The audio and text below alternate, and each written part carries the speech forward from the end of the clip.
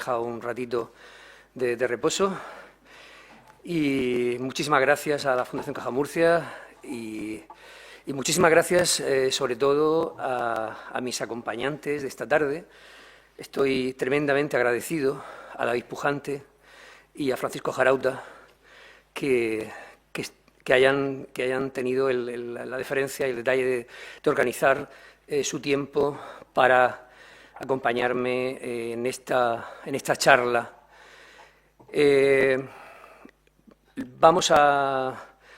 Yo no tengo nada que decir de los dos, cada uno de ellos en el ámbito de lo poético y de lo ensayístico, o en el ámbito de lo filosófico y lo ensayístico, por su parte, también en el caso de David o el caso de Paco Jarauta. Bueno, pues ellos tienen una trayectoria de sobra conocida que el que aquí está, bueno, pues no va a relatar ahora. Vamos a hacer un turno de una conversación. Cada uno de nosotros va a plantear, digamos, las líneas centrales de nuestras, en su caso, sus lecturas, yo mi escritura. Y vamos a empezar con, bueno, empezamos con David y seguimos con... ¿Tú no ibas a hacer como una exposición general del libro? Vale, pues... Yo creo que nadie mejor que tú para hacernos un resumen de lo que has hecho, y de lo que has pretendido, claro.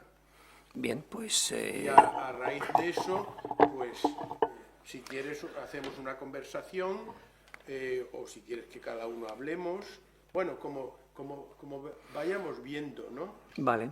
Bueno, yo, digamos que para empezar hay que remontarse al origen. De hecho, al principio del libro, en la introducción, se habla de ese origen, ¿no? Es un libro, es un fruto de muchos viajes diferentes. Este libro en concreto y esta investigación empieza en los años 90 y como seguramente la primera aproximación que me planteo yo para trabajar sobre el problema sobre el clasicismo, sobre la cultura clásica y sobre los aspectos teóricos y también los aspectos históricos, conceptuales, pues viene de un encargo que recibo algo así como en torno a los años 96 o 97, para participar en un convenio sobre Nápoli.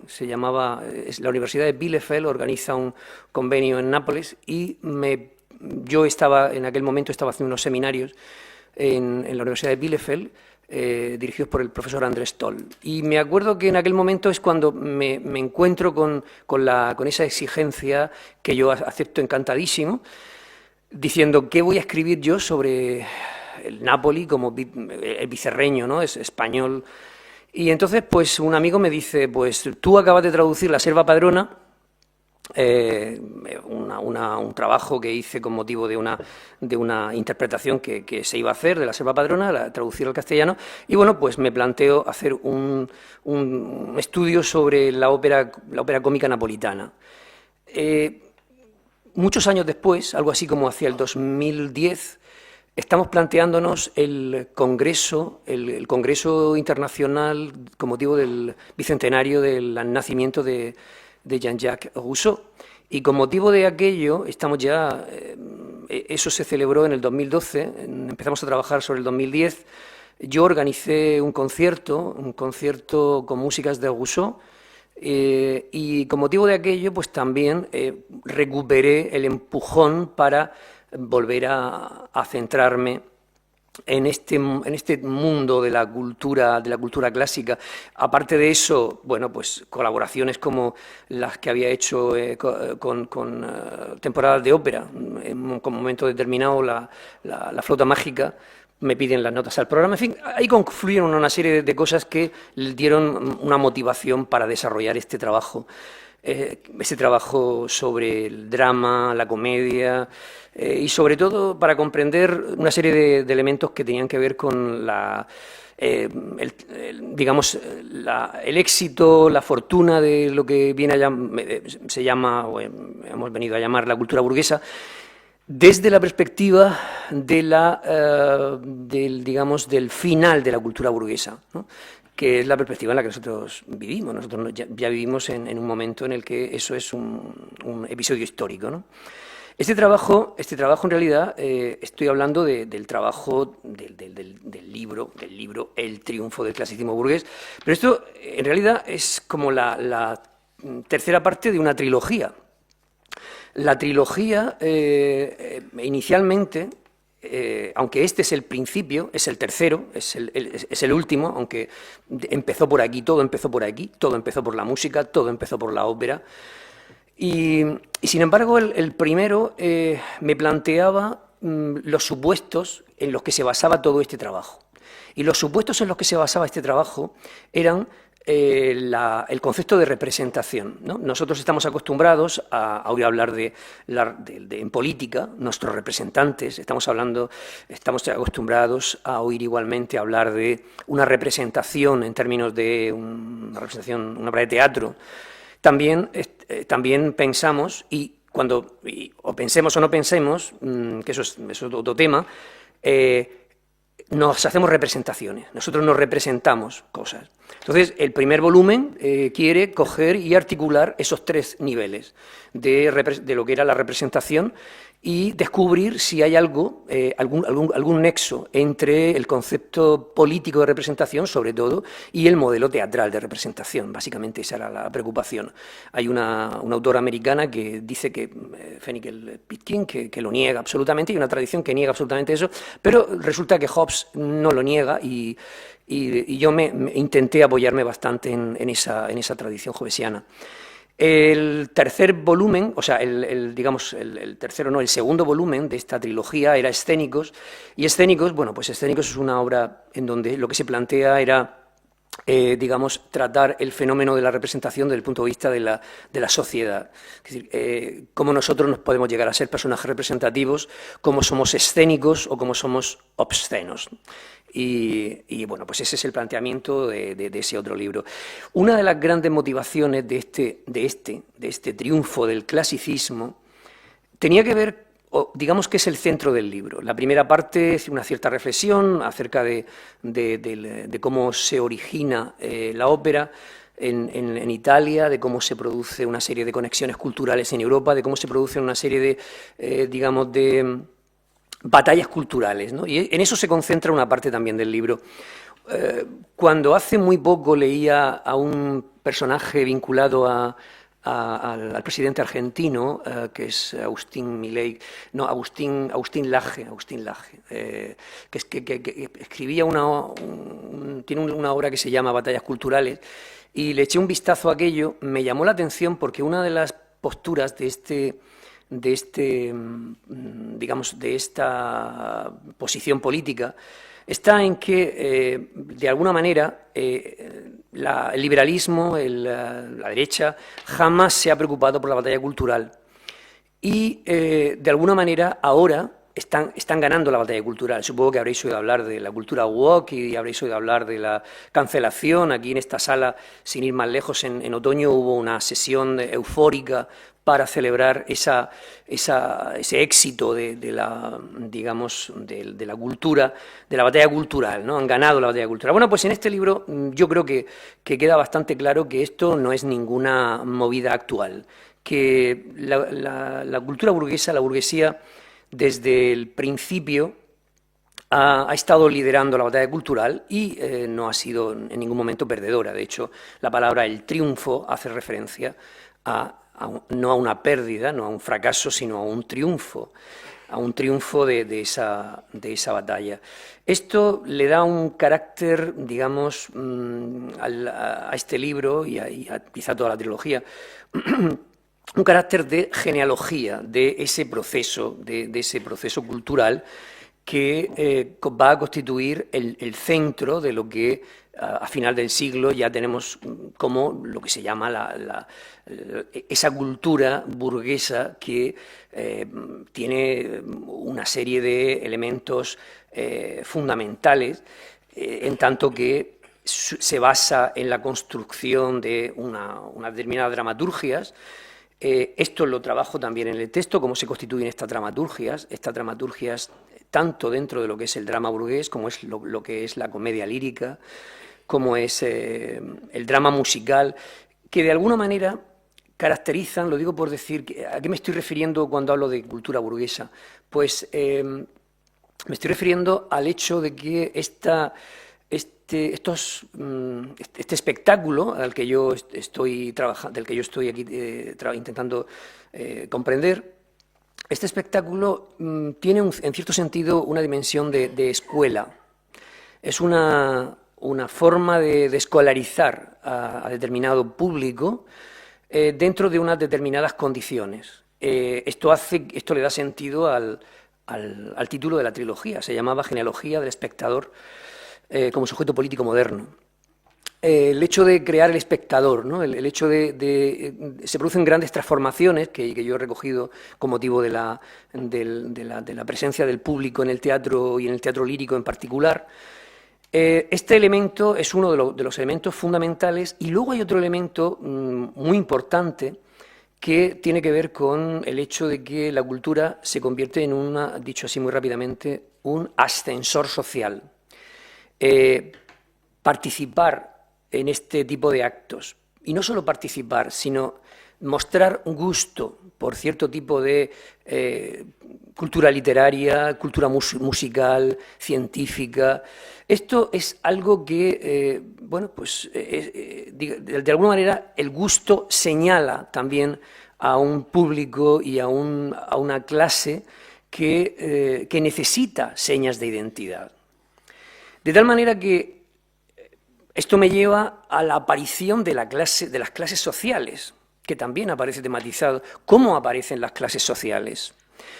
Yo lo trato desde una perspectiva simbólica, ¿no? Desde la perspectiva de lo que es los elementos culturales, cómo toda la vinculación con el gusto literario, con el gusto musical, todo esto va a ser una fórmula por la que la clase burguesa va a justificar su primacía y digamos, su identidad.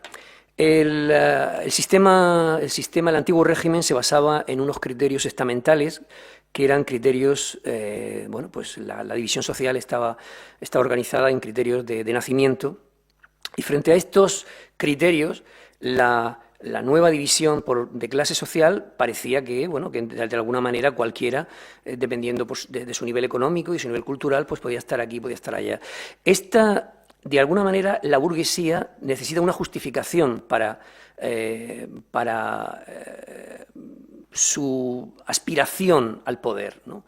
Y aquí entramos otra vez de nuevo en el problema del poder político, del poder, conquistar el poder. El objetivo está en la conquista del poder. Y esto es lo que me hace plantearme la importancia que tiene esta cultura como unas señas de identidad.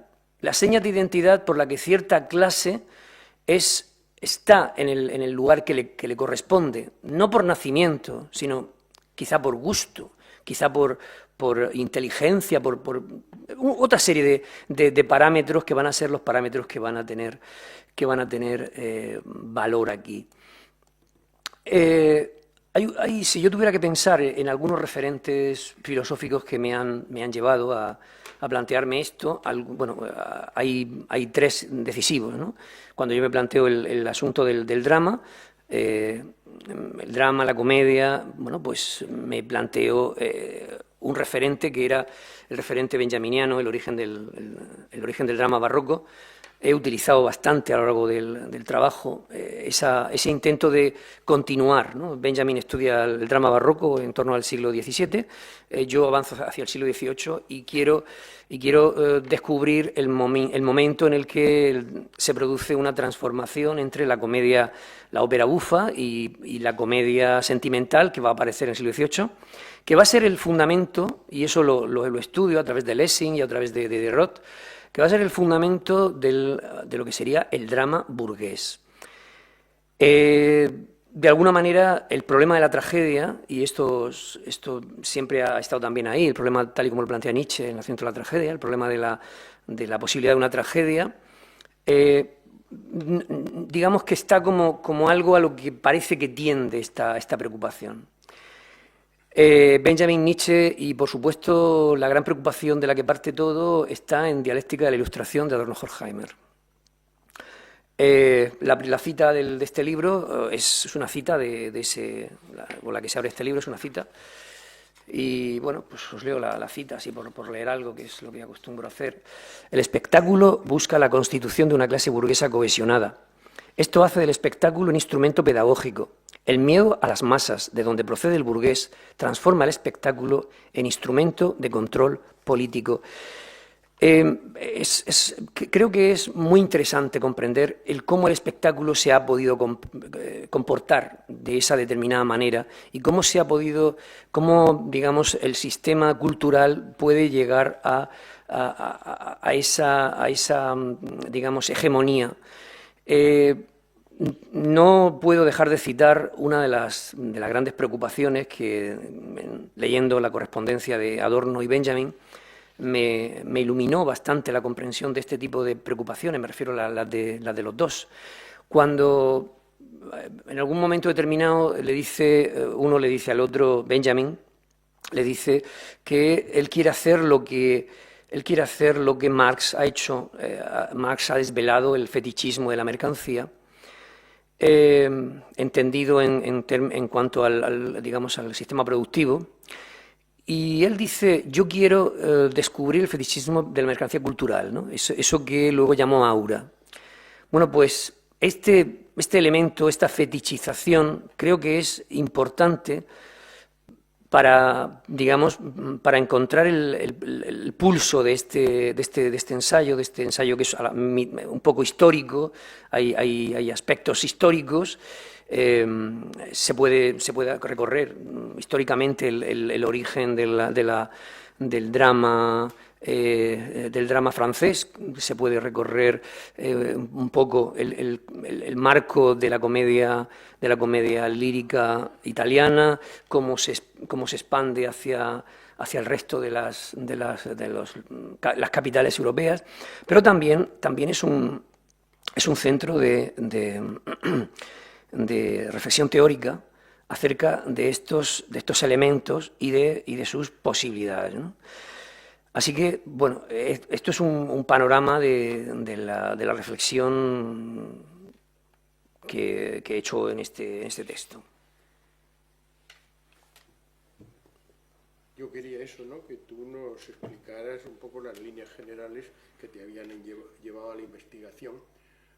Yo quiero empezar dando las gracias a Dionisio por haber querido contar conmigo. Estoy muy satisfecho de estar aquí hoy, de poder estar aquí hoy. En Valladolid. ¿Se me oye bien?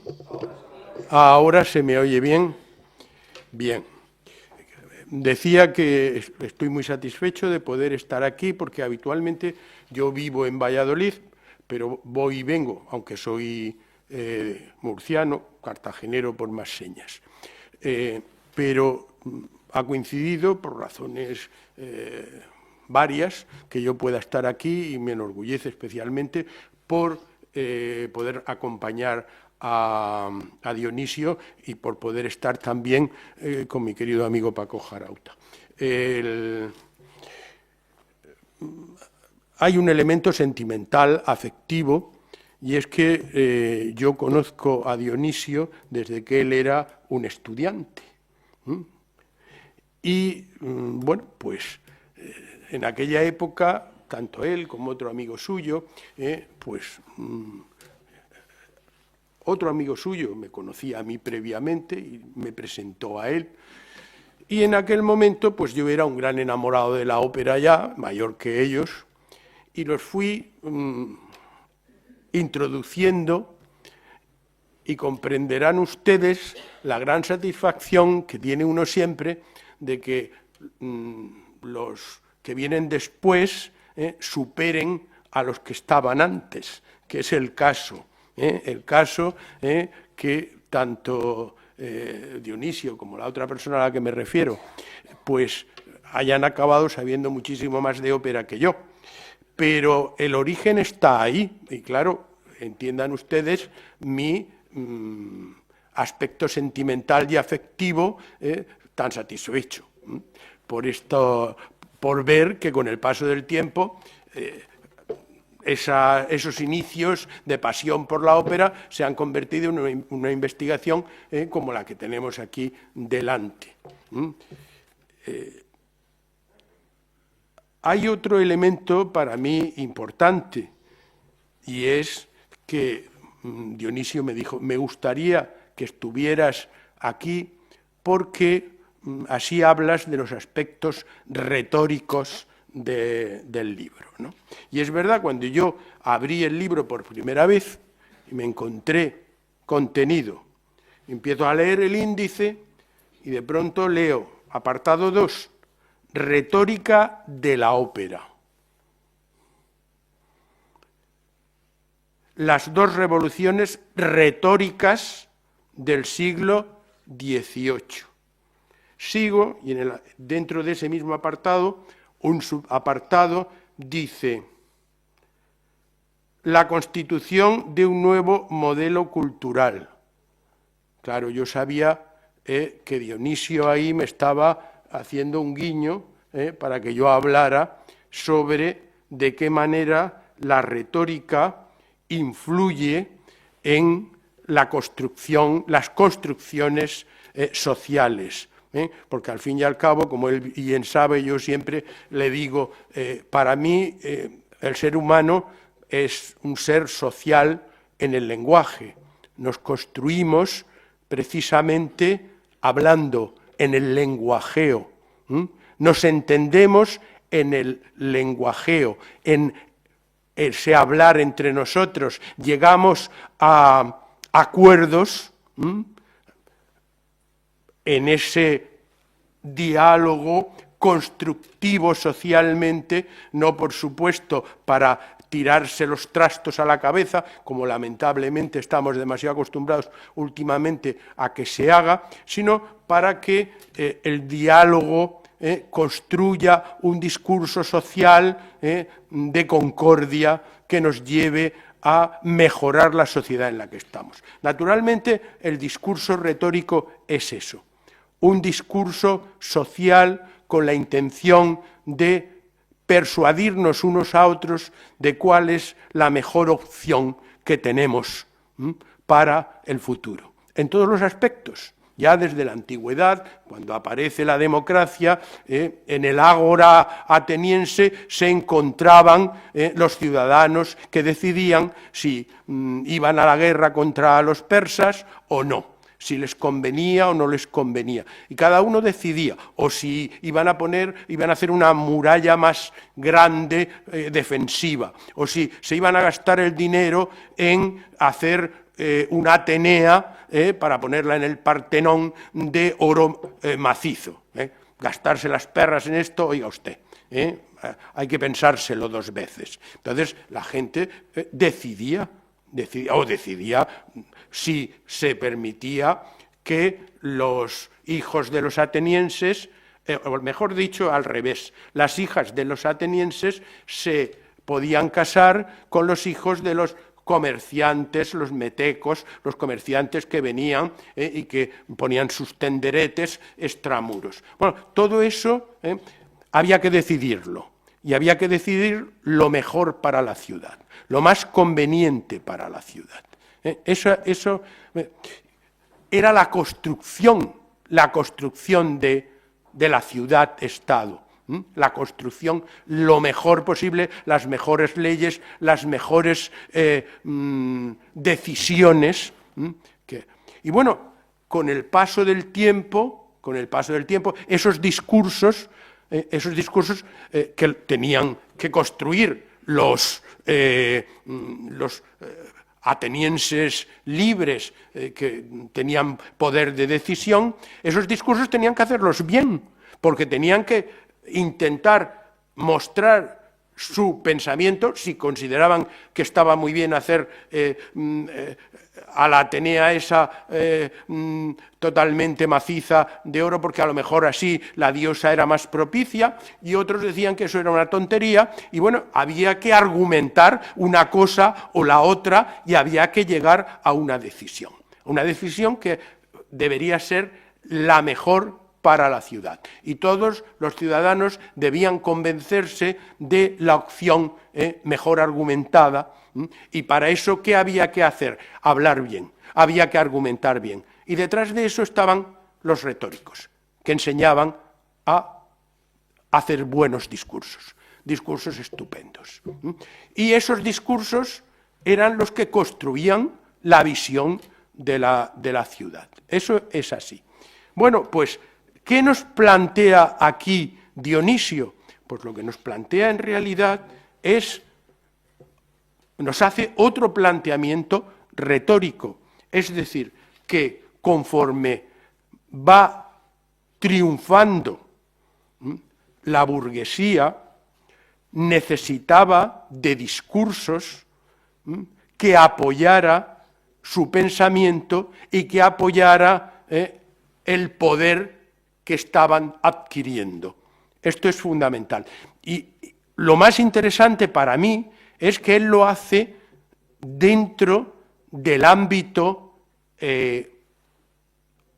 artístico, dentro del ámbito estético, y la ópera es el lugar donde se junta perfectamente la música, la palabra, que como él muy bien sigue, hay esas polémicas sobre qué es antes, la palabra o la música.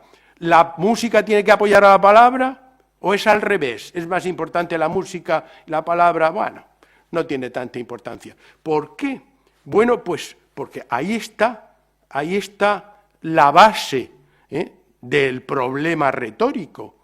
Indudablemente, para un retórico, lo fundamental es el discurso, pero ojo, que hay una retórica musical también.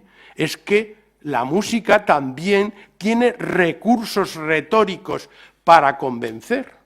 Entonces, claro, lo que a mí me gusta muy especialmente es cómo él hace un planteamiento retórico como el que yo les he explicado, que en principio es solo un planteamiento retórico-social dentro de lo que es la construcción del discurso, pero no necesariamente artístico, Y él, sin embargo, nos intenta mostrar cómo lo artístico también apoya. Lo artístico apoya precisamente un pensamiento determinado, en este caso el pensamiento burgués y el ascenso del poder de la burguesía. Y bueno, el cambio de la ópera, de una ópera aristocrática, una ópera que se llevaba a cabo dentro de los palacios, dentro de la aristocracia, y cómo luego todo eso va cambiando. Pero yo no quiero insistir ahora mismo más en estos elementos, ni matizar demasiado, porque tampoco quiero ocupar todo el tiempo. Lo que sí insisto en que me interesa mucho este planteamiento de construcción, cómo construimos una realidad y cómo esa realidad también no solo se construye en discursos políticos o en ámbitos sociales no artísticos, sino también en los ámbitos artísticos. Y cómo en un momento determinado el drama burgués no es una cuestión puramente estética. El drama burgués responde a toda una manera de entender el mundo y de entenderlo las personas que se han hecho con el poder social. Y por ahora yo creo que con eso queda. ¿Quieres preguntar algo? ¿Quieres decir algo? ¿Queréis comentar algo? ¿No se os ha quedado ninguna duda por ahora?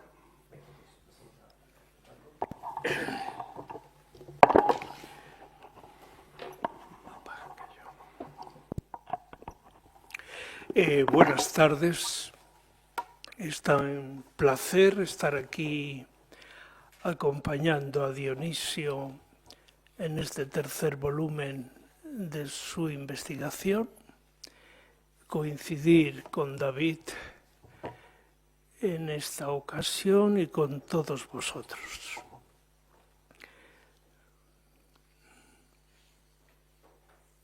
Debía de ser una tarde como esta, poco lluviosa, y la noticia más importante en el París de aquel mitad del siglo XVIII es que un joven compositor vienés llegaba a París camino de Londres.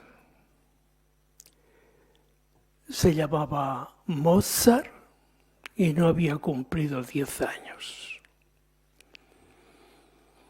La anfitriona es una mujer distinguidísima, no otra que la princesa de Vichy, la princesa de Vichy. Todavía hoy, sigan mi consejo, en el próximo viaje a París, yo iré la próxima semana y seré fiel a esta buena costumbre. En la rue de Vichy, boca calle a Saint-Germain, estaba el palacio de la princesa de Vichy y tenía un salón reputado en el que intelectuales, se habló de intelectual por primera vez en el siglo XVIII, y es un término acuñado por Diderot, écrivains, hombres de teatro, académicos, lo frecuentaban, pero la invitada especial de aquella tarde no era otra que la amante del rey, Madame Pompadour.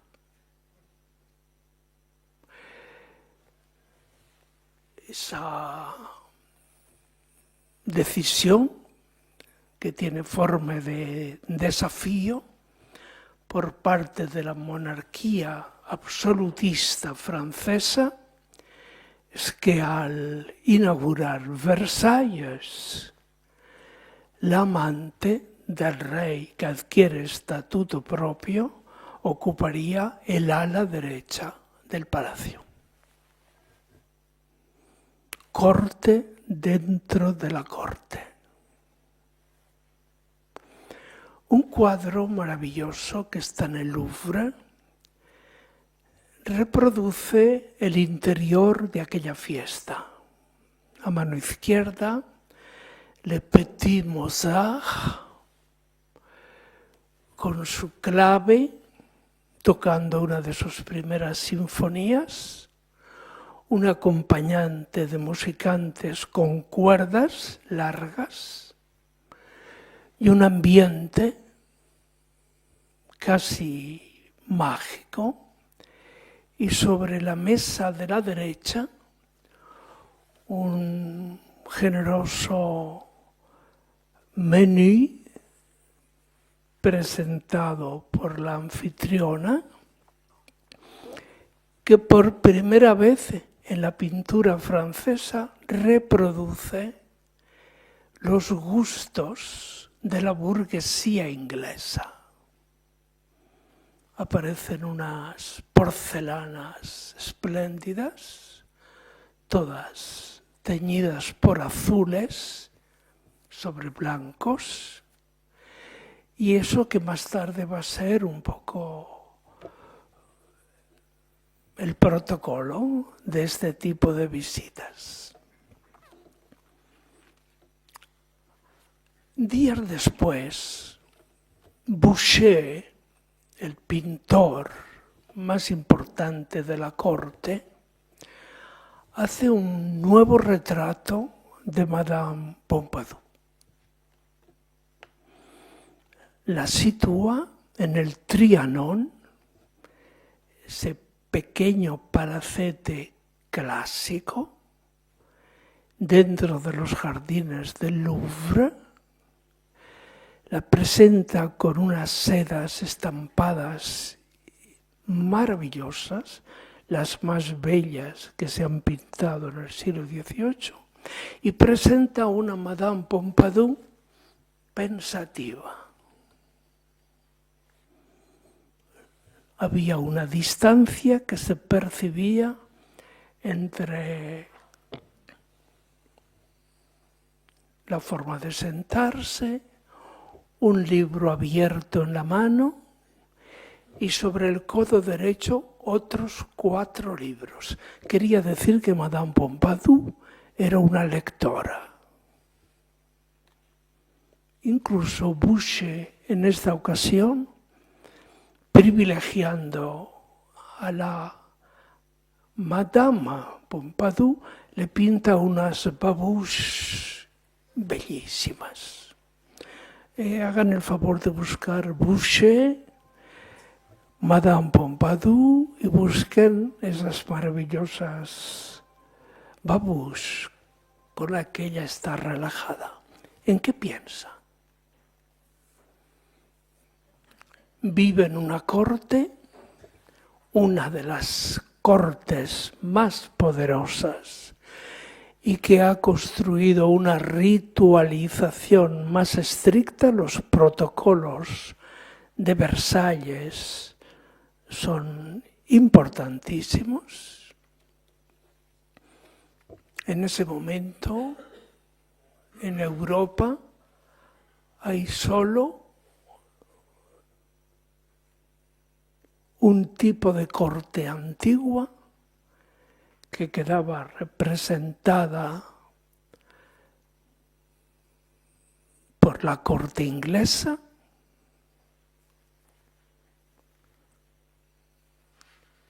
Versalles, que será por su magnificencia no fácil de repetir, y una corte que va a ser la corte napolitana, Caserta, y todos tendrán que jugar.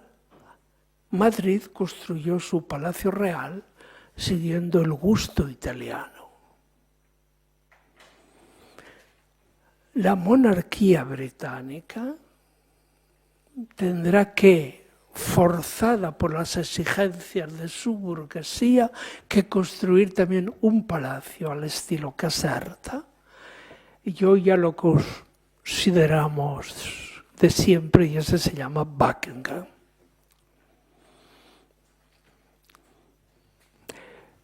La lectura que yo he hecho del libro de Dionisio me ha llevado a situarla dentro de lo que hoy son los proyectos de historia cultural. Y creo que el libro debe tener un pequeño aviso a navegantes, en este caso lectores, que sepan de lo que va hoy una historia cultural. Si hablamos de clasicismo, necesitamos ponernos de acuerdo respecto a varios asuntos. Diferenciar clásico y clasicismo. Eso es lo primero de todo. Clásico hace referencia al mundo antiguo y clasicismo hace referencia a las interpretaciones y usos que el moderno, la modernidad, hace de aquello que contempla en el tiempo. No son lo mismo.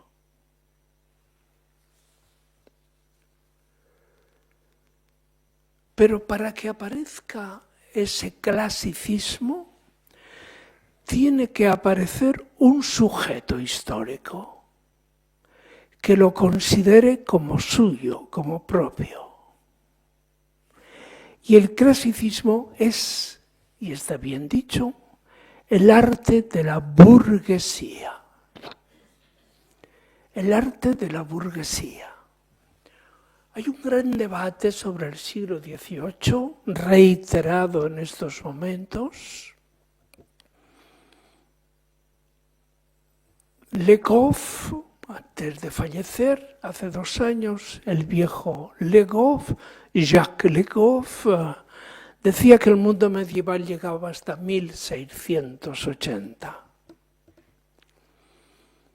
Entre 1680 y 1715 se produce una gran crisis en el imaginario cultural europeo.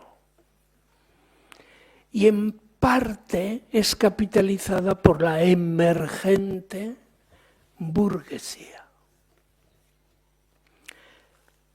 La burguesía, históricamente, nace en Inglaterra.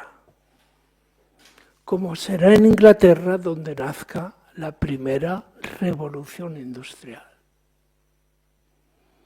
Son ingleses los que administran unas propiedades, una organización social, distanciándose de lo que sería la vieja aristocracia, deudora de las monarquías.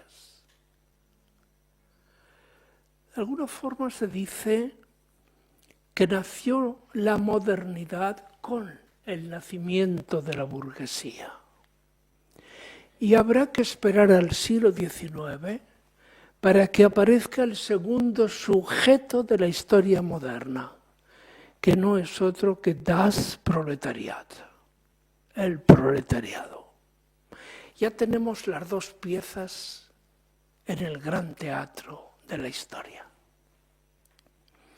Pero ocurren 2 fenómenos curiosos. No quiero volver a Madame Pompadour para que nos cuente sus impresiones aquella soirée en el palacio de la Princesse de Vichy.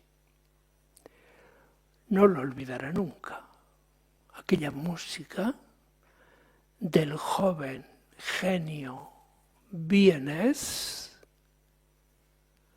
no tendrá nada que ver con los rondós reiterativamente repetidos de la música cortesana del XVIII francés. Rameau es su maestro. Le han dedicado mucha literatura última a Rameau. Y ustedes no lo consideran como un músico de segunda categoría. Tuve la suerte de ser estudiante con Lévi-Strauss 4 años y él, que era un inicial violinista, escribe aquel libro fantástico que os aconsejo que leáis. Regardez Poussin, mirar Poussin, escuchar Rameau, lire Diderot, leer a Diderot. Es la mejor introducción a la historia moderna. Todos los sentidos del nuevo sujeto entran en juego. Regarder, mirar, la pintura de Poussin. Queda muy lejos, pero mi doctorado en La Sapienza en Roma fue sobre Poussin. Los Poussins del Prado los trajo Velázquez. Felipe IV, segundo viaje a Italia, le dice a Velázquez: por favor, no vuelva usted sin traer por lo menos 2 nuevos Rafaelos. Llega, no hay Rafael. Dice: pero le he traído este gran pintor. 6 Poussins que están en el Prado gracias a Velázquez. Lire Diderot. ¿Por qué Diderot? Esta es la cuestión. Ha sido tratada en los textos de Dionisio, porque Diderot, que es el mejor y el más crítico de los intelectuales de la Ilustración francesa, advierte la importancia de dos elementos: que la burguesía institucionaliza un nuevo gusto. La palabra gusto nació con el siglo XVIII. Gusto. El gusto está asociado kantianamente a uno de los operativos de la inteligencia. No es me gusta la sopa, no, es el gusto, es otra cosa. Y al final dirá que el gusto, no es suficiente. Por eso la burguesía busca más allá del gusto. ¿Qué es lo que va más allá del gusto? Dice Diderot, la crítica. Goût, está mi amiga allí que sabe mucho de esto, le goût es la crítica. Aparece un burgués que se llama Reynolds. Gran artista, maravilloso el autorretrato en la galería de Self-Portrait de Londres, mirando el paisaje con la mano delante. Reynolds. He hecho un seminario de 1 año sobre esta idea que os voy a contar en Berlín, en la Humboldt. Reynolds quiere hacerse una casa, de acuerdo al gusto moderno, pero no encuentra el arquitecto. Windsor queda a 1000 rayos luz. Windsor ya es el pasado. Ni Cromwell visitó.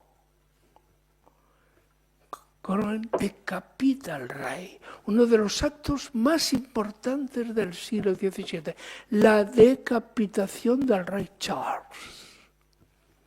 Firmada la sentencia por Cromwell. Cuidado.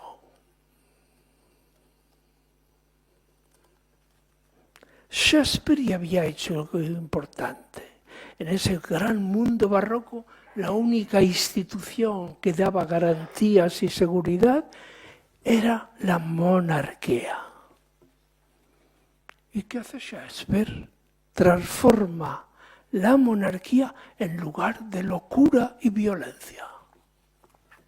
Ricardo, Eduardo, Lady Macbeth.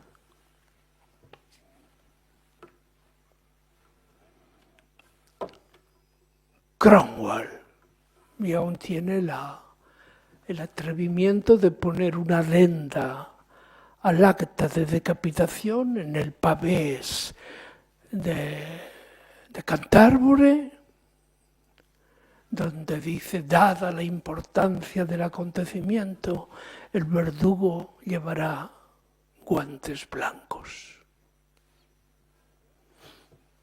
¡Qué atrevimiento, Cromwell!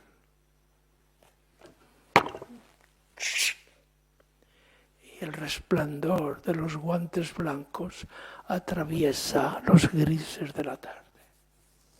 No negros. Estamos 70 años antes que la caída de la gran máquina de la muerte inventada por Monsieur de la Guillotina. Otro rey inclinará su cabeza y su dignidad bajo esa máquina de automatismos.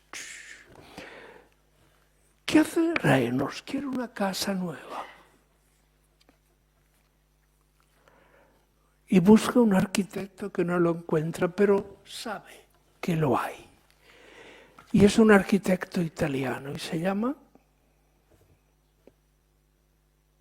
os lo digo, se llama Palladio.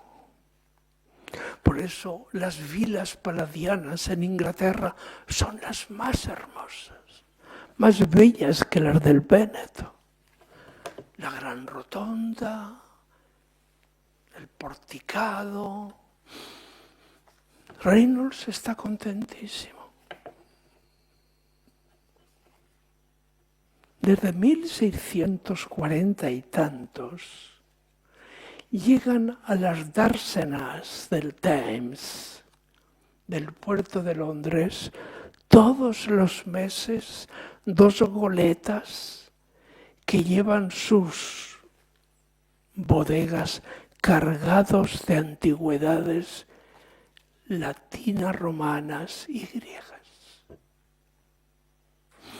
Se vende todo.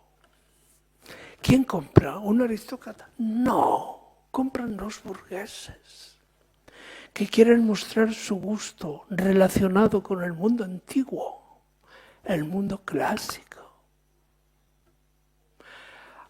Reynolds, a través de sus amigos, compra 2 piezas admirables. Una ánfora griega y un torso romano. Está feliz. Aquí ya puedo vivir yo, ¿no? Dice, no falta algo. ¿Qué falta? Un cuadro. ¿Qué cuadro? Un cuadro. Y se decide por un cuadro que ahora está en la National Gallery de Edimburgo, un cuadro de Poussin, La danza de la música y el tiempo. Cuadro maravilloso, maravilloso. Tengo la casa que la ha hecho Palladio, tengo 2 antigüedades maravillosas, tengo el cuadro, la danza de la música. ¿Y qué falta? Falta una cosa. Falta lo que, bravo, falta lo que han propuesto Dionisio, que es la música. Y aquí va la pregunta por ti. ¿Qué música? ¿Ah? Esta es la cuestión. ¿Toda música? No. Perdón. No. ¿Qué música? Solo hay una música que puede... Se supone que para orquesta de cámara sonará... ¿Qué sonará? Purcell. Solo Purcell puede sonar ahí. Pongamos el Orfeo. Vamos. Y ya ese día Reynolds da la primera fiesta en su casa diciendo esta es la primera casa moderna. De acuerdo al gusto moderno. Pero no todos son solo gustos. Termino, no se preocupen. La burguesía es como el lugar en el que nace un elemento nuevo, muy importante. Nace un elemento nuevo, muy importante, que son, os vais a asustar, los sentimientos. Es la primera vez que se construye una teoría de los sentimientos en clave moderna. Hay un novelista maravilloso, son 2 hermanos, Richardson, y escribe una novela por correspondencia, tú lo sabes, que se llama Pamela. Pamela, en lugar de estar mirando siempre el paisaje hermosísimo desde su casa, un día se distrae y mira su interior y descubre el paisaje interior. La tristeza, la melancolía, Richard Barton acaba de publicar Anatomy of Melancholy. Hay un poeta que se llama John Donne. Y está Pamela. Y comienza a hablar de su mundo interior. ¿Por qué estoy triste? ¿Por qué estoy entusiasta? ¿Por qué soy feliz? ¿Por qué? ¿Por qué? ¿Por qué? Je ne sais pas. No lo sé. Pero existen los sentimientos. Y es muy interesante que la influencia de la Pamela de Richardson en el continente tiene efectos extraordinarios. No existiría, lo subrayo, no hubiera existido la novela Eloísa, la novela de Rousseau, si no hubiera existido antes la Pamela de Richardson. Rousseau es lector entusiasta y no hubiera existido el Werther, el texto de Juventud de Goethe, si no hubiera sido por la Pamela. ¿Qué haces con los sentimientos? La música cambia. ¿Qué espacio tiene que producirse para que aparezca, por ejemplo, el primado de la melodía? Simplifico muchísimo, pero quiero plantearlo así. O los llamaremos espacios musicales. La ópera. Ese final maravilloso de la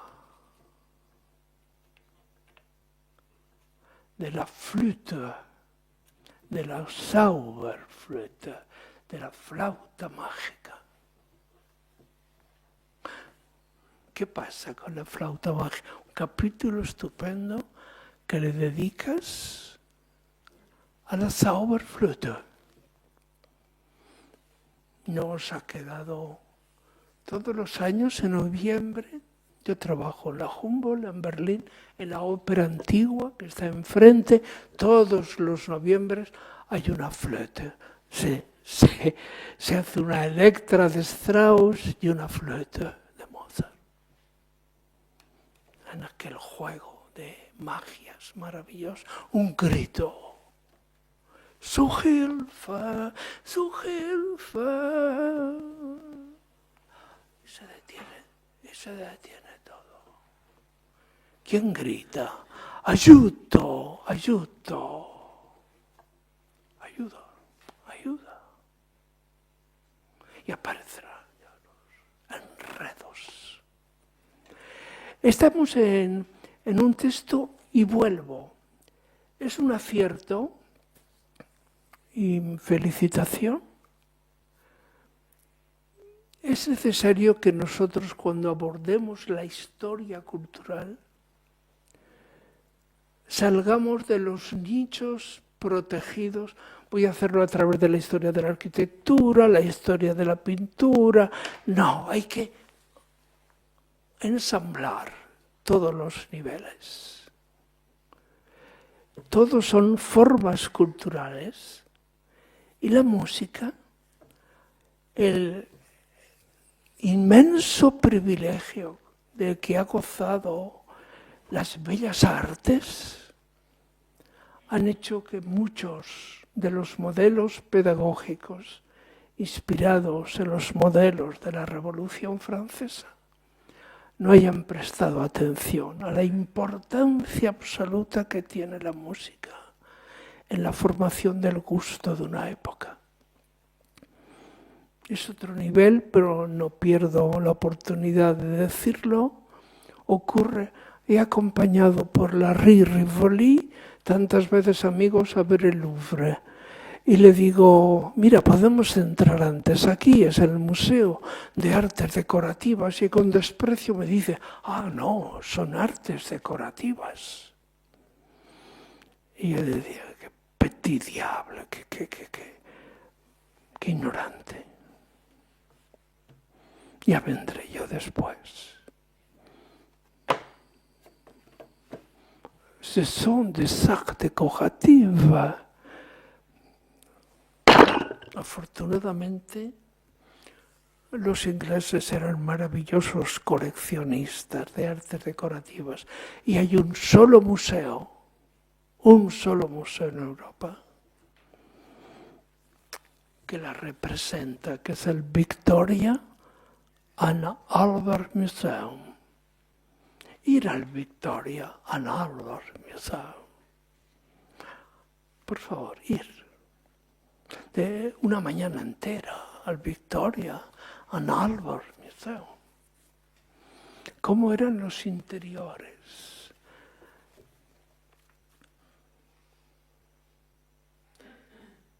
Al final hay una transición que me hubiera gustado estar en juego, como dentro de la cultura alemana no todo es barroco ni todo es benjaminiano, sino que en el 18 alemán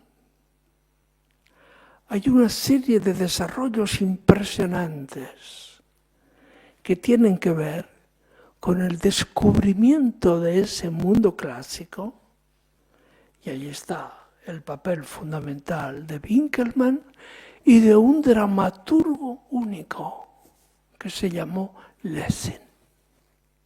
La Emilia Galotti, un drama representado siempre en los teatros alemanes, representa ya ese drama entre los sentimientos y las estructuras de poder. No tiene música, pero tiene todo ese mundo escénico que lo llevará.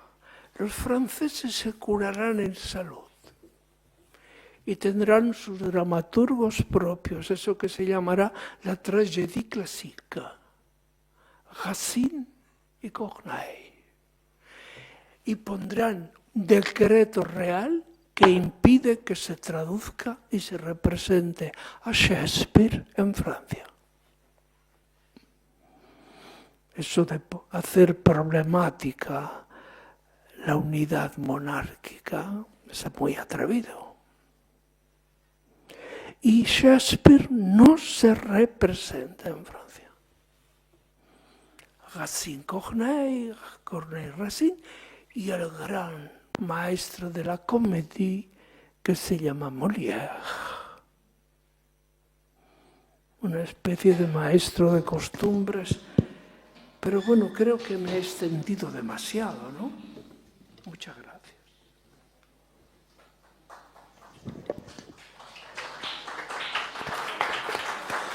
Bueno, a propósito de las dos intervenciones, me gustaría hacer algún pequeño comentario para situar de nuevo el problema. Nosotros estamos en un espacio cultural, ¿no? Aula de cultura.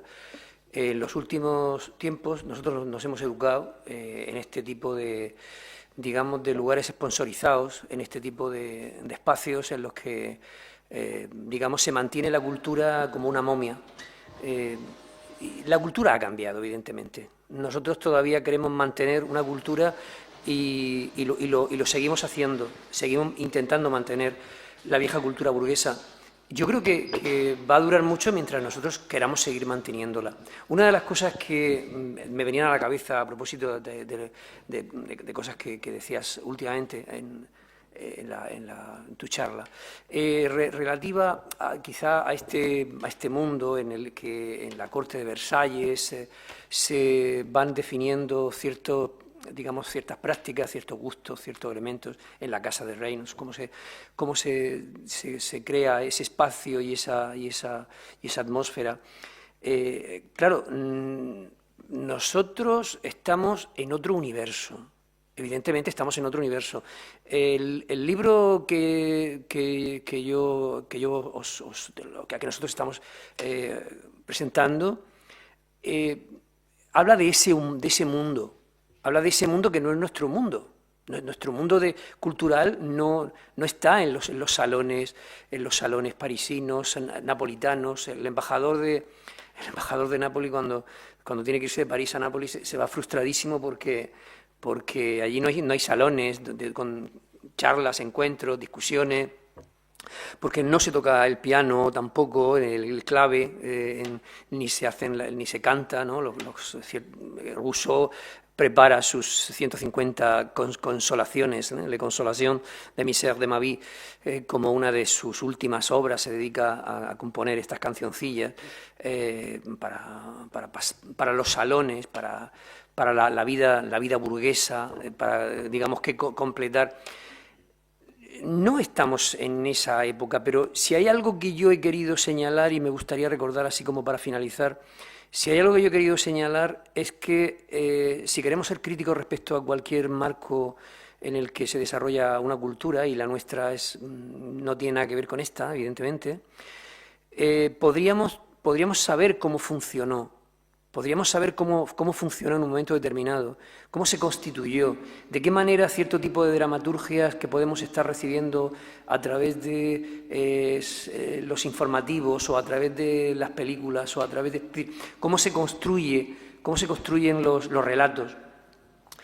De alguna manera es quizá más fácil si te acercas a digamos, congelas un momento histórico. En este libro se congela un periodo histórico que va entre 1752 y 1776. Es un periodo en el que se producen las dos querellas. Realmente todo se concentra en ese momento histórico, ¿no? En ese momento histórico se produce en París, que como bien decías, van todos a París. El joven Mozart va a París, pero todos van a París. Goldoni, de toda Europa se concentran porque París es la capital no es la capital del siglo XIX, pero empieza a ser la capital europea, ¿no?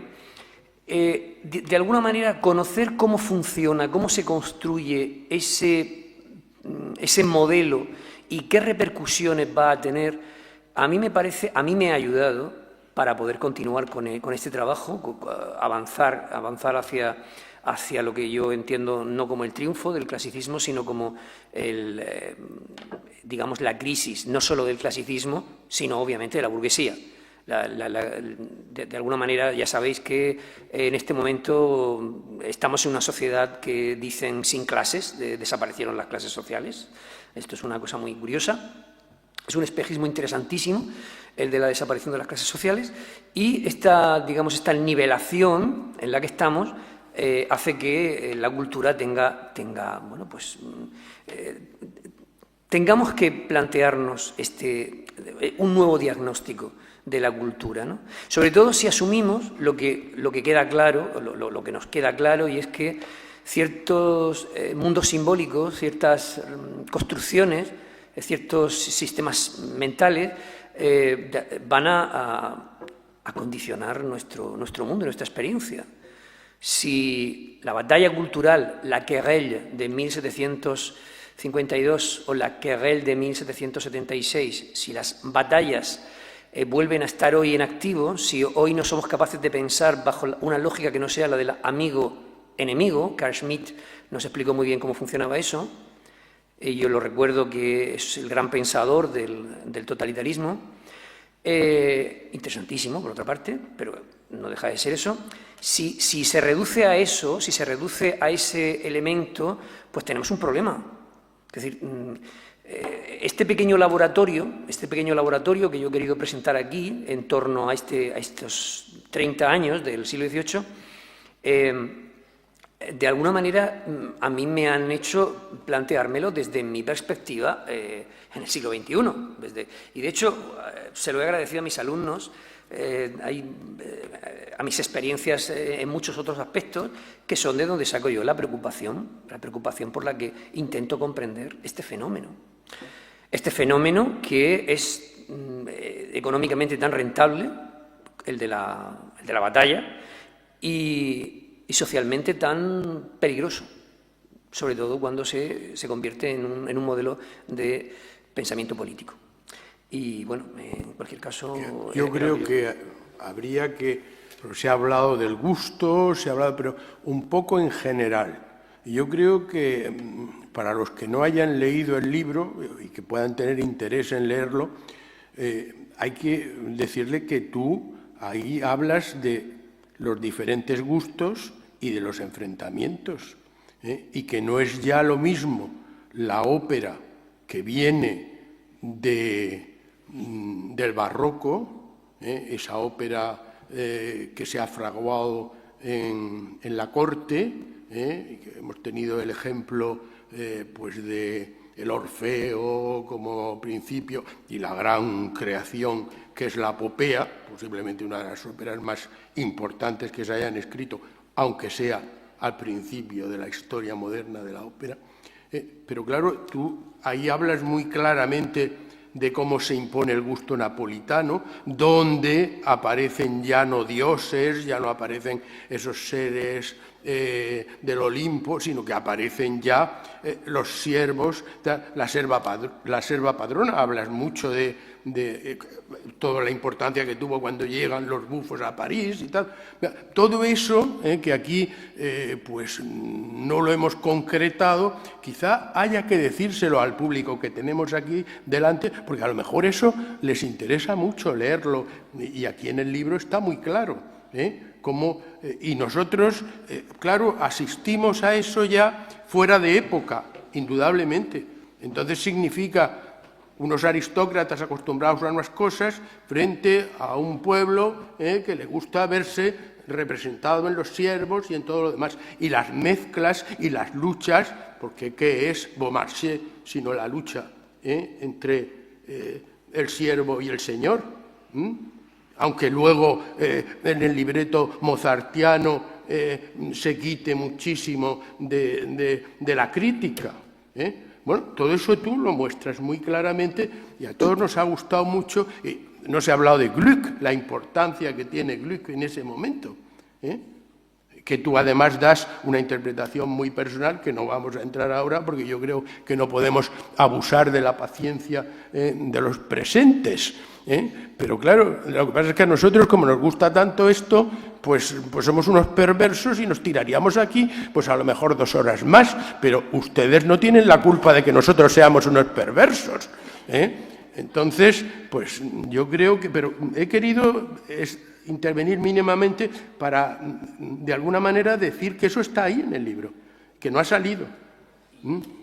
Y como tú me tiras de la lengua, yo también me acuerdo, solamente que ya que nombras eso, por ejemplo, a mí me parece interesantísimo cómo se produce una maniobra formalmente, musicalmente y literariamente, también la recojo ahí, entre precisamente lo que pasa entre esa serva padrona y lo que pasa entre ya Goldoni, o sea, entre el mundo de Pergolesi y el mundo de Goldoni. Es muy curioso porque desde el punto de vista literario y desde el punto de vista musical se ha hecho digerible el mundo de los sirvientes, es decir, hay que pensar que en 1750 una sirvienta que se viste con la ropa de la señora está en la Bastilla, está en la cárcel.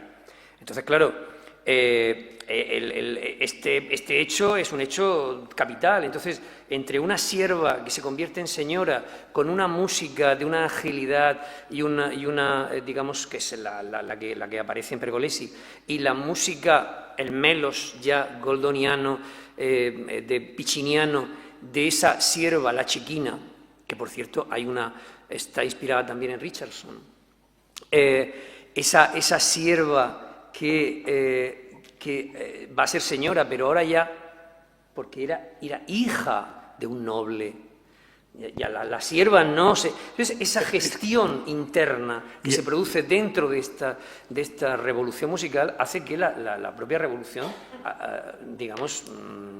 Y no es solo revolución musical, porque la comedia del arte, toda esa serie de expresiones teatrales son las que van a recuperarse a finales del siglo XIX y principios del siglo XX. Piensa en Federico García Lorca, piensa por ponernos en nuestra tierra, piensa en Valle Inclán. ¿Qué es lo que están buscando? Lo popular, están buscando el teatro de marionetas, los cristovitas, todo.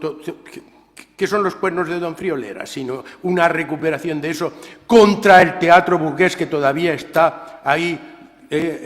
La pieza bien hecha, como decía Ricard Salvat, el gran director de escena catalán, ¿no? La pieza bien hecha, que está todo muy bien escrito, las escenas, los finales de cada escena, los finales de cada acto, todo estupendo, pero al fin y al cabo siempre lo mismo, el marido, la mujer y la amante,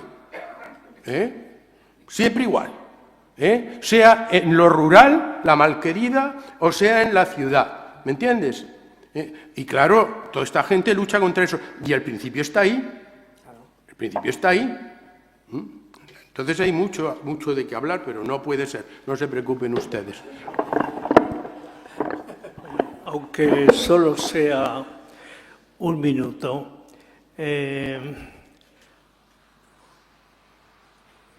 digamos que a partir de 1800,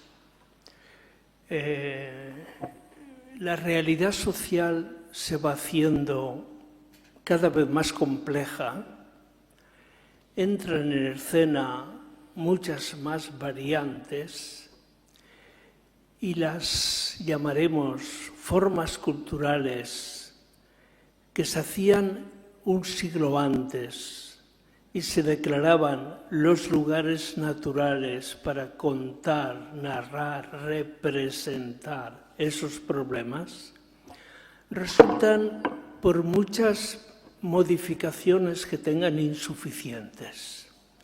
Y es muy importante observar que a partir del 19 entra en escena un registro nuevo que existía, pero no con la potencia que tiene, que es la novela, como género literario. Y es la que abraza los grandes relatos, las largas historias, y que dan una perspectiva no solo a la burguesía, sino también al resto de las formas sociales que se reconocen en ese mundo nuevo. Por ejemplo, imaginaros una historia. ¿Qué pasa con la burguesía francesa del 19? Un día se encontrarán en el foyer del Palais Garnier, de la Ópera Garnier. Pero semanalmente hay un editor que se llama Hatzfeld. Inventa un sistema que se llama abonnement, suscripción. Y tú eres un burgués francés de Nantes, o de La Rochelle, o de Bordeaux, y yo me suscribo a dos capítulos diferentes. El primero de mes recibo siempre un capítulo que se llama Le Voyage Imaginaire. El autor es Julio Verne. Y aquel burgués de Nantes, de La Rochelle, de Bordeaux, sueña con esos viajes que recorren el mundo. A los 15 días, Hatzfeld, el mismo editor, a los suscritos le manda un segundo libro. Era una brochure, era un cuaderno. Tiene un título general, La Comédie Humaine. Su autor se llama Balzac. Un francés vive entre la realidad más directa, la casi doméstica realidad, y aquellos viajes de las 20.000 leguas de viaje submarino. Esa especie de esquizofrenia. Y sin embargo, pues en cambio los alemanes, Rowohlt, que es un gran editor de Hamburgo, el más vendido en 1900 de todos, es la historia del Imperio Romano. Toda Alemania lee la historia del mundo romano. ¿Qué le pasa a Alemania que se entrega a esa reflexión cuando no tiene ni viajes extraordinarios desde Berna, ni esa discreción que comienza ya con Madame Bovary en adelante. La literatura comienza Juan. Inglaterra tiene un fenómeno muy curioso que se llama Charles Dickens. Y Dickens escribe un texto de Great Promise, las grandes promesas, y va durante 3 años recitando en los diferentes teatros de las ciudades de Inglaterra un capítulo de su novela. Suficiente.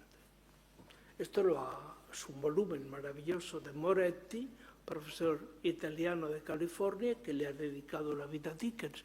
Dickens pasa 3 años leyendo un capítulo de The Great Promise. Todo el mundo estaba esperando, ¿y qué pasará? ¿Y qué no pasará? Díselo a Dickens, que es el que ha escrito The Great Promise. Digamos, la novela comienza a cumplir un efecto educativo muy importante. No citaré a nadie más que a Dickens y la comedia. No citaré a nadie. Ya llegarán esos grandes novelistas hasta nuestro querido Tolstoy. Todos ellos. Pero evidentemente hay que pensar con un modelo que globalice, que articule, no que sectorice, no que diga, no, yo esto no. Todo se articula de una forma muy importante. Y sin ser, llamaremos, digamos, alegres en las relaciones, debemos de pensar las relaciones, que es lo que importa.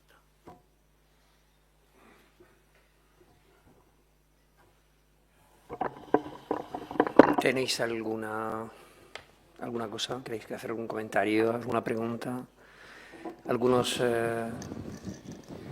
respecto a lo que hemos dicho aquí, respecto a lo que algunos habéis leído ya sobre estas cosas.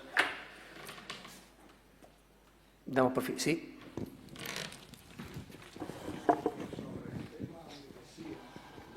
Yo no es que sea ningún especialista ni me he preocupado en exceso, pero a la luz de lo que he oído me ha surgido una cuestión, ¿no?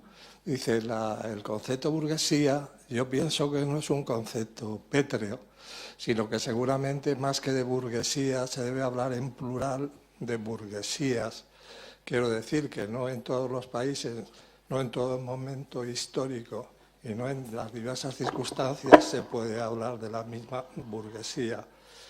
Es decir, a mí me parece que el concepto burguesía es un concepto abstracto que seguramente se debe rellenar en cada momento histórico con su situación. Y en el fondo también pienso que podría responder a un nominalismo, porque digo yo, en la época antigua, hablando así en términos imprecisos, no hubo una burguesía.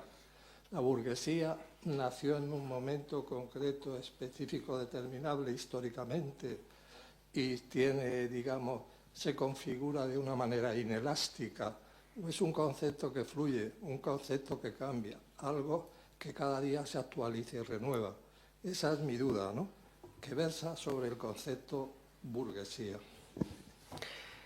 Bueno, yo desde la perspectiva del trabajo sobre el teatro, la palabra bourgeois, la palabra burgués, es utilizada infinidad de veces en la comedia. Desde Molière ya tenemos el bourgeois, es un término convencional. Y ellos, digamos que los que se llaman así, evidentemente tienen ya una conciencia de clase. Que la palabra sea evidentemente plural y dependiendo de qué marco y de qué contexto cultural se pueda emplear, pero lo que sí que queda claro es que hay ya una conciencia de un sujeto que ya no se concibe en una estructura social estamental. Y está claro que la palabra tiene una genealogía muy clara que viene del burgo, de los habitantes de la ciudad y de cómo se constituyen los comerciantes o los artesanos. Pero eso no es exactamente... la palabra, por ejemplo, en castellano no se utiliza esa palabra en la literatura de la época, se utiliza la palabra villano. Hay muchísima bibliografía sobre el villano en la literatura española. Sin embargo, cuando nos vamos a concentrar en este periodo en el que hemos planteado, el periodo en el que se va a gestar esta cultura, el clasicismo, esto de las terminologías también es una cosa bastante compleja, ¿no? La época clásica, ¿no? En un momento determinado, Michel Foucault se plantea el nombrar como época clásica el siglo XVII-XVIII, en fin, esto es una cosa muy, muy compleja. Cada una de las terminologías conlleva muchísimo debate y muchísimas precisiones. Pero en concreto la palabra burgués no hace referencia cuando... De alguna manera, cuando se denomina a un determinado colectivo, a un determinado individuo como burgués, sobre todo en el teatro del que estamos hablando, hace referencia a alguien que ya tiene conciencia de que no está en una vieja... que es una provocación de alguna manera, ¿no? Es una provocación al sistema aristocrático, a la sociedad cortesana. La sociedad burguesa y la conciencia de burguesía es revolucionaria, es una idea en cierto sentido ya revolucionaria, porque no hace referencia al tercer estado. El tercer estado es algo que corresponde a una estructura estamental. La conciencia burguesa, la masonería que se desarrolla en toda la época, hay montones de ramas que van por ahí saliendo, pero cuando la concentramos en este grupo, de individuos que tienen una autoconciencia clara de esto, de alguna manera están diciendo que no pertenecen no aceptan cierto tipo de legitimidad aristocrática, del poder, el poder aristocrático, que ellos son alguien diferente y además son los que tienen el capital. En Francia, si nosotros analizamos toda el ascenso de la burguesía en los primeros 50 años del siglo XVIII, en Francia, por ejemplo, pues podemos encontrarnos con que realmente la administración de la Casa Real sigue siendo de nobles, pero realmente los nobles están arruinados y los que realmente van poco a poco a tener el control son ricos que no son nobles. Son burgueses y muchos de ellos se autodenominan burgueses con esa conciencia de clase, no de sangre. Y por eso a mí me ha interesado mucho, yo creo que este concepto es muy importante en este trabajo, en tanto que esa clase nueva que quiere ser una élite, que ya es una élite económica, quiere tener una legitimidad. Y esa legitimidad le viene dada por otras fuentes. El gusto es una de esas fuentes. El buen gusto, ¿no? De hecho, lo encontramos en Hume, ¿no? Lo encontramos en muchísimos de las reflexiones del siglo XVIII, hasta Kant, pasando por prácticamente, bueno, es un larguísimo etcétera, el estudio sobre el gusto, pero tiene la peculiaridad de restituir al sujeto burgués. Claro, hay un gusto aristocrático, evidentemente, pero es hacer que el burgués alcance el mismo nivel que el aristócrata, con esa cosa que en el fondo es, digamos, también casi natural, ¿no? La norma del gusto. ¿El gusto es algo adquirido o es algo natural? Dicen que es adquirido, pero realmente entre ellos leemos muchísimas cosas que tienen que ver con que o tú tienes eso de forma natural. Yo he trabajado prácticamente casi todos los tratados sobre arte de la conversación, bueno, he leído... Y en ese sentido me he encontrado con que el burgués está buscando obsesivamente Hay una comedia de Molière sobre eso también, ¿no? Está buscando obsesivamente tener unos rasgos distintivos por los que sea digamos, un personaje representativo, ¿no? Sí, por ejemplo. Buen ejemplo, sí, es cierto. Y Lord Chesterfield, en las cartas a su hijo, te está colocando ya lo que va a ser la manera de comportamiento moderno. En todos los aspectos. Comportamientos, gustos. ¿Alguna otra cuestión? ¿No?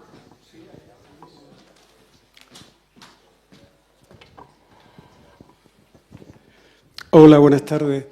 Dionisio, yo te quería preguntar si, bueno, en el estudio, del mismo modo que la burguesía va a tener un gusto y va a estar reflejada por el drama musical, lo que has comentado. Luego viene la novela realista, que también va a reflejar los usos sociales, las costumbres de los burgueses.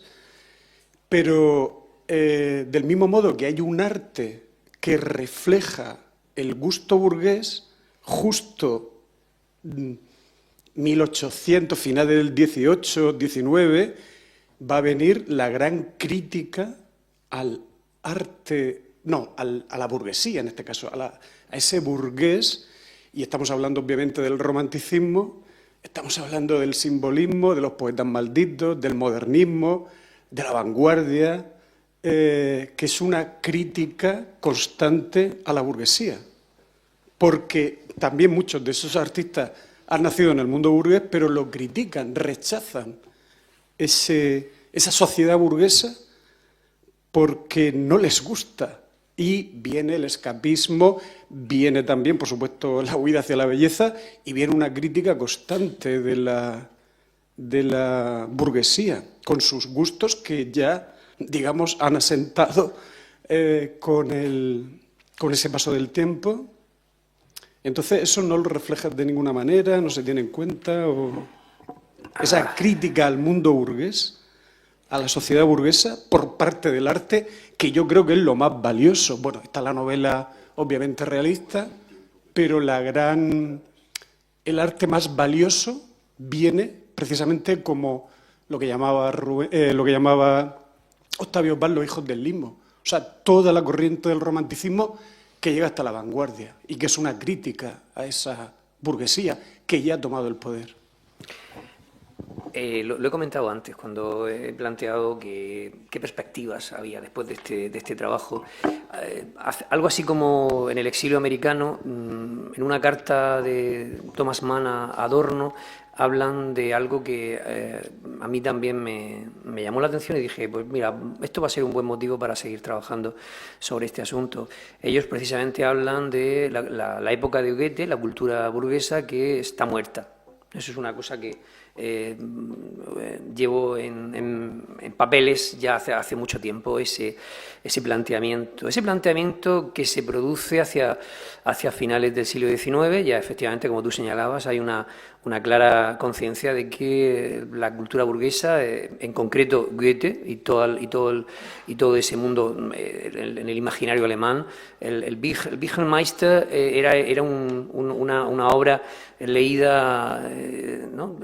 por las escolares, era toda la literatura esta de transformación gracias a la cultura. Y bueno, la cultura dejó de ser un vehículo de transformación social. La cultura, tal y como la entendían el clasicismo burgués de última generación, incluso el romanticismo, eso ya no estaba operativo a principios del siglo XX.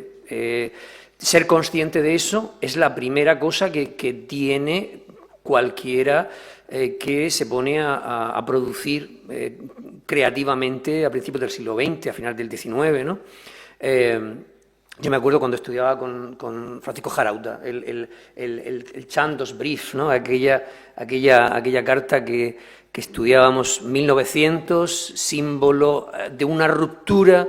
Bueno, pues todo eso que va desde el pensamiento nietzscheano hasta las reflexiones de Spengler, es decir, hay una cantidad enorme de elementos para diagnosticar que esa cultura burguesa ha desaparecido.